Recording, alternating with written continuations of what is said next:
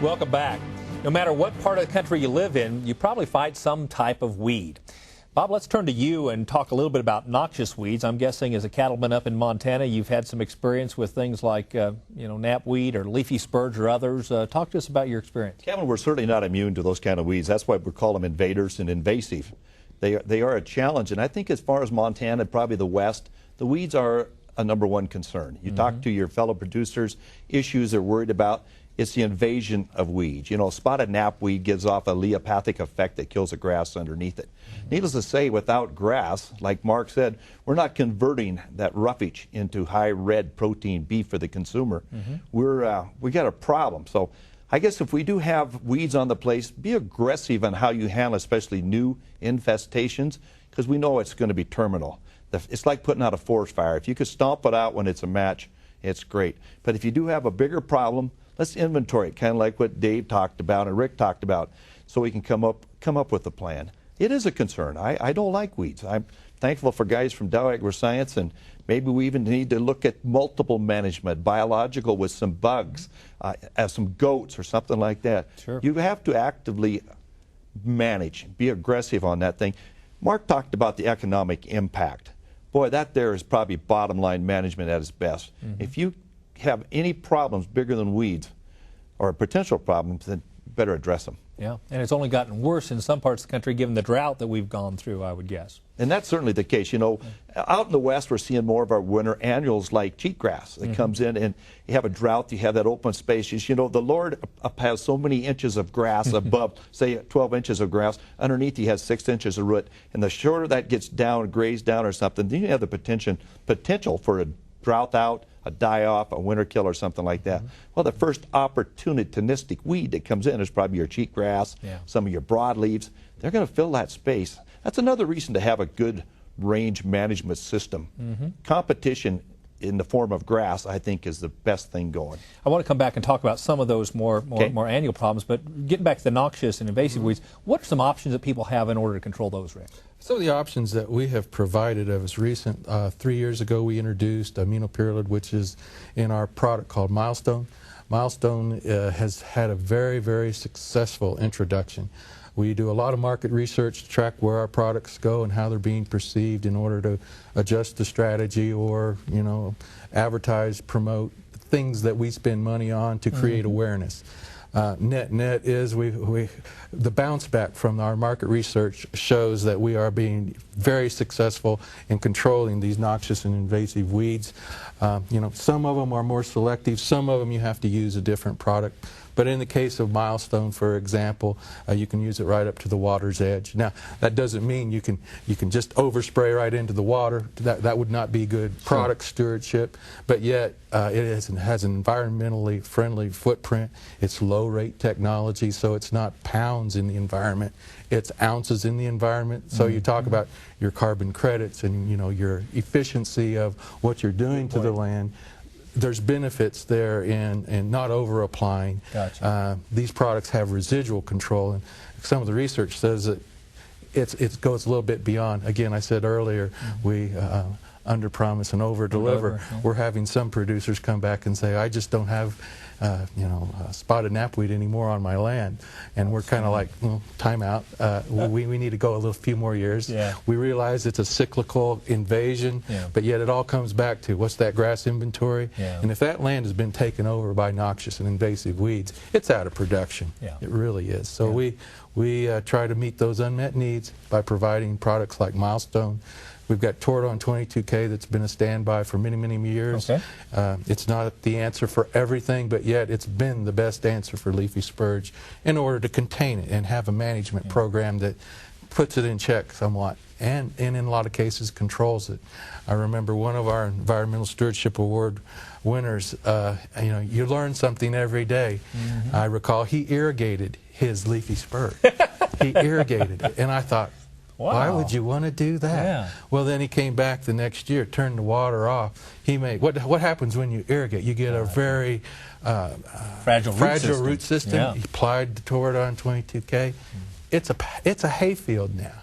and in 1 year he converted it. So again, you learn things from different management practices, and kind of a strategic 1-2 punch. Stewardship is all around us. We just have to recognize how to use products and when to use them, how to manage the environment to achieve those goals. That's a good point.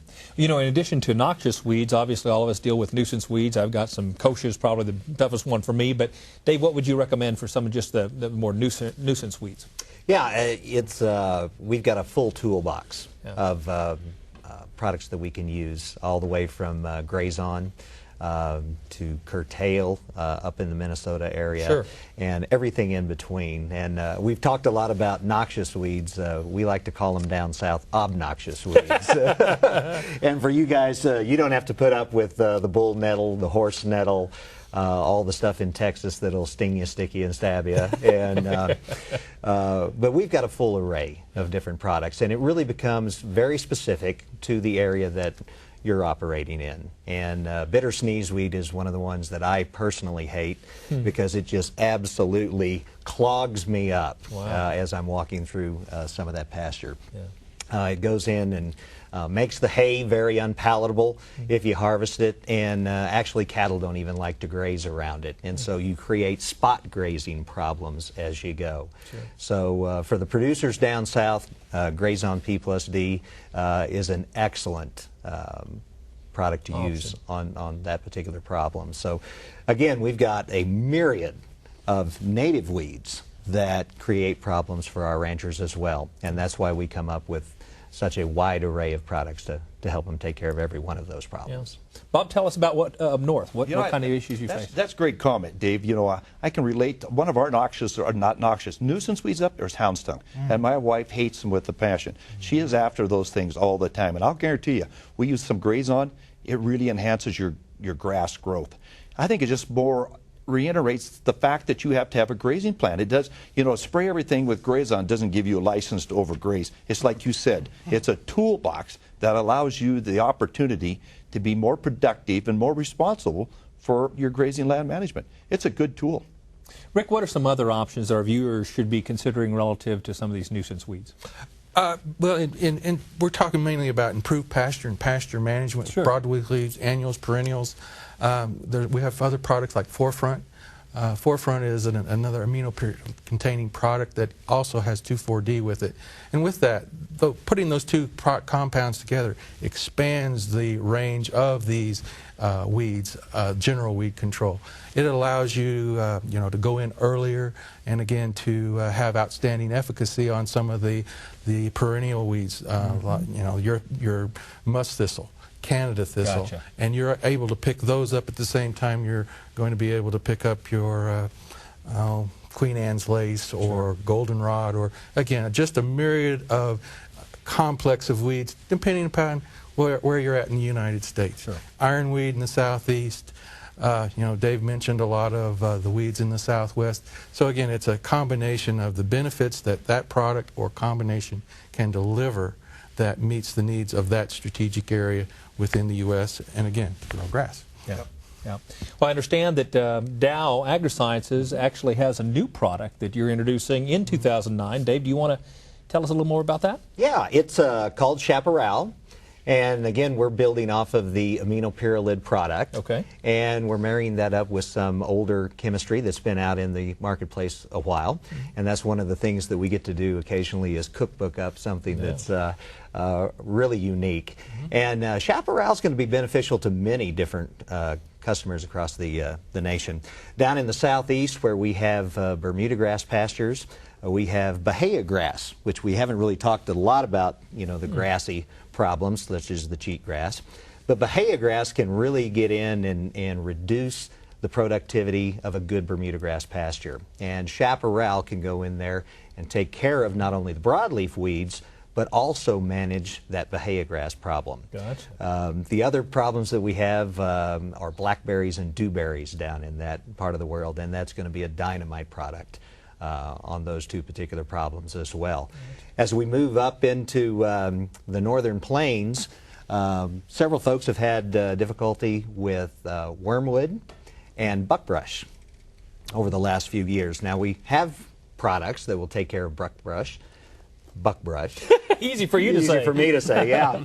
But most of those have to be sprayed very early on in the season.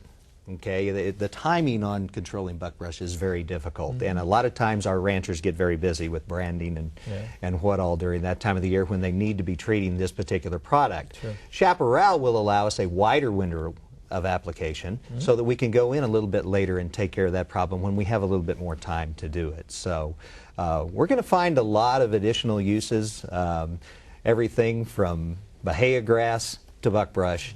And it's going to be a very exciting mixture for us. We're really looking forward to see how many of the cattlemen use it. It's called Chaparral. Chaparral. Outstanding. Absolutely. We'll look for more information on that as well. You bet.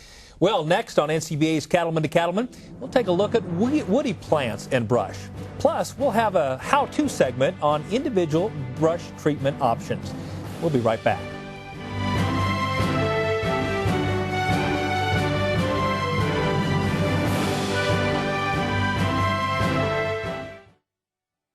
For years, John Deere has helped our customers overcome just about every obstacle on earth. Now we're helping you with the biggest one of all, price. Introducing the new 5E Limited Series utility tractors. The John Deere name says they're reliable. The price says they're affordable. Get more than you expect for less than you'd imagine with the new 5E Limited Utility Tractors. Now, for a limited time, buy a new John Deere 5E Limited tractor and get a free rotary cutter. See your John Deere dealer today. In your herd, internal and external parasites can cost you valuable weight gain. That's why there's Sidectin from Fort Dodge Animal Health. Sidectin